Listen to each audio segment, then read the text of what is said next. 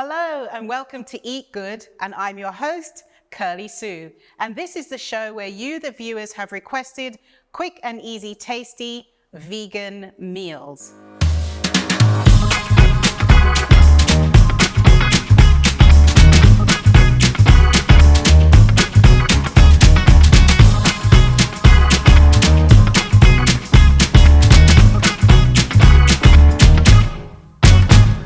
So today I'm making brown stew chunks using what you can see here, soy chunks. So they come dried, and this recipe that I've created is a version of the Jamaican brown stew chicken. So the same sort of flavors and seasonings that you would apply to that chicken dish, I've now applied it to this soy chunks dish. So what you do first of all, when they come dried.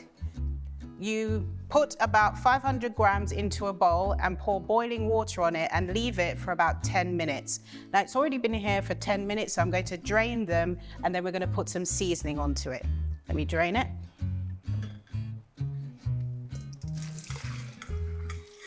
There.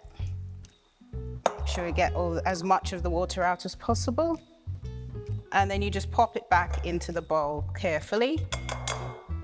Put that in there. And then to this, we're going to add some mixed herbs. You can have dried mixed herbs or fresh mixed herbs, whichever is your preference or what you have to hand.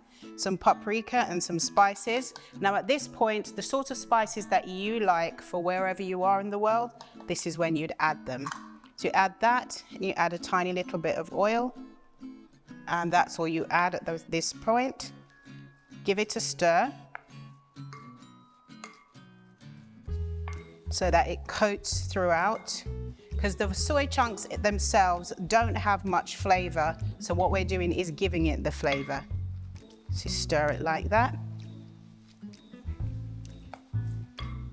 Now you would leave this for roughly half an hour. So while that's marinating, we're going to work on the rest of the dish.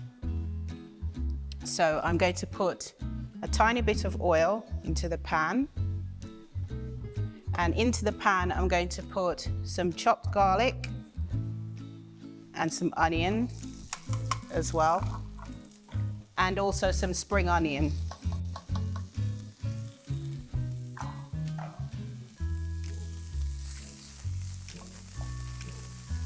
And we're going to let that cook until they're soft. So this is all part of the flavor layering that we have for this dish.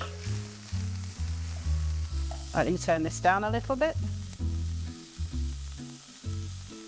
Do you want it on roughly a medium heat? It's smelling wonderful already. So this is quite a cheap dish to make. It's not expensive at all because the soy chunks are quite inexpensive, and you can get them in most countries around the world. Over here I got them in, I think, Macro, one of those places. Most major supermarkets will have it. And in Western countries it may be in a Whole Foods store or in an Asian supermarket of some sort.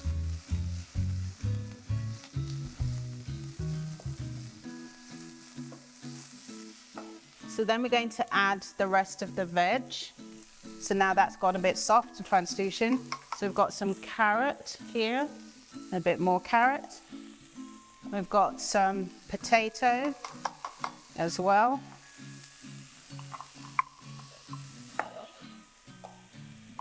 And some yellow and red peppers, because you want to give it a little splash of color as well. Mix that around.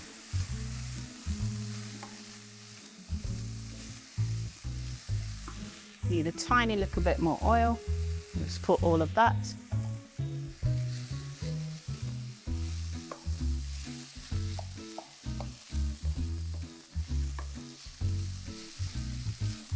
All right, now we're ready for the soy sauce.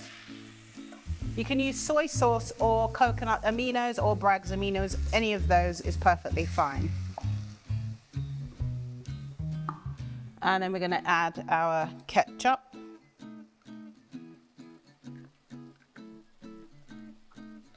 Get that all out and give that a complete stir again.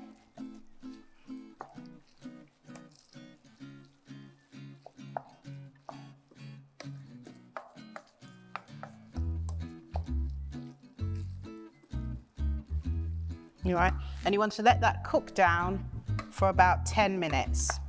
I might actually raise the heat on this a little bit.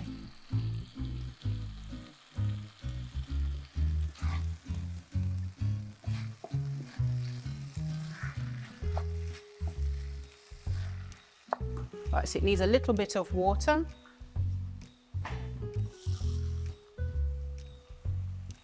Because you want to make sure the veg are cooked through properly. And that's cooking through nicely.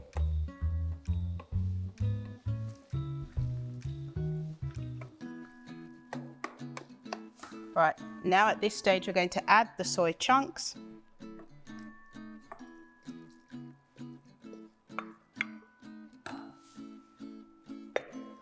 And I'm going to stir the whole thing.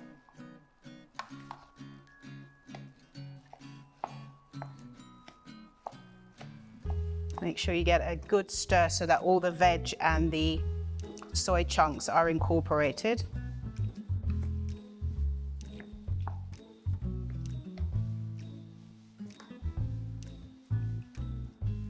And then you kind of have a look at it and see if all the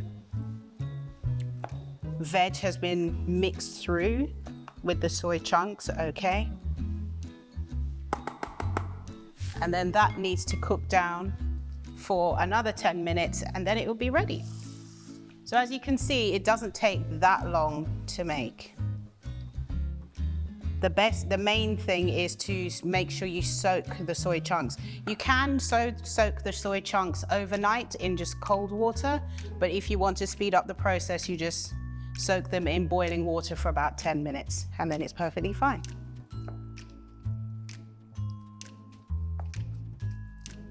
And with the soy sauce I'd use for this one, I'd use the dark soy sauce, but whichever one you have is perfectly fine.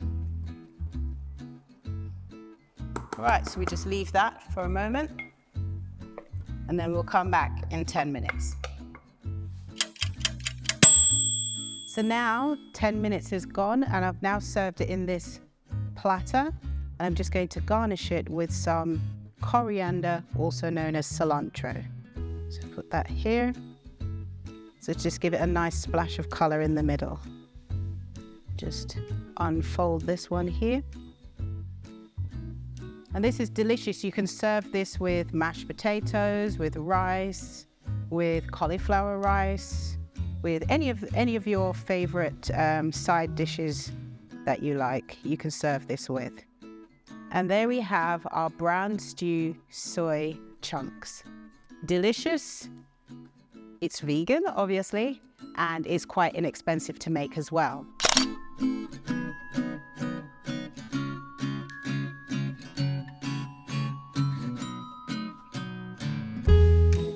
For more recipes just like this one, go to Hope Channel Southeast Asia or follow hopetv.asia.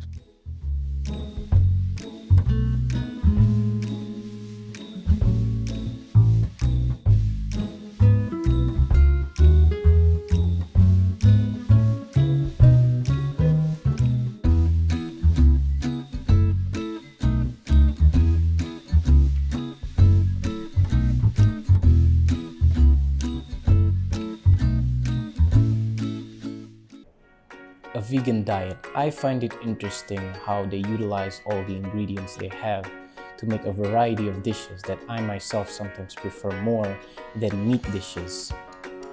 Not only that, but it's also healthy and ideal due to the lack of animal fat and blood in it. I've never tried being vegan before personally because I was raised in a meat-eating household and I find it difficult due to the lack of ingredients and recipes needed to make a specific dish. The ingredients are also pricey due to the low demand in meat-eating society. I have friends that are pressured and are discouraged by others because they are vegans. However, I myself would like to try to become vegan someday. given time and courage to do so. I'm curious, what do vegans normally eat? Do they just eat fruits and salads all day? Because this is what people normally think when you say you're vegan. Thank you for the answers. And now it's time for the viewers' questions. You have sent me a ton of questions. Keep them coming. I'm more than happy to hear from you. Just go to my social media and send in your questions. I'm more than happy to answer them. Today's question is, what do vegans actually eat? Do you mainly eat salad?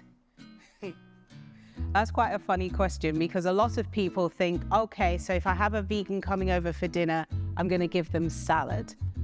Whereas salad is vegan, depending on how it's prepared and what kind of dressing it has. I think us as vegans, we prefer to have a wider variety of things to eat than just salad. So I'm going to kind of go through what I eat in a day, or the typical kind of things that I eat. So for breakfast, the sort of things I would have is granola. I like granola. I also like muesli and things like that. I usually have it with almond milk. Or sometimes I will have baked berries. So I'll have blueberries, raspberries, and any kind of berries that I have available, blackberries.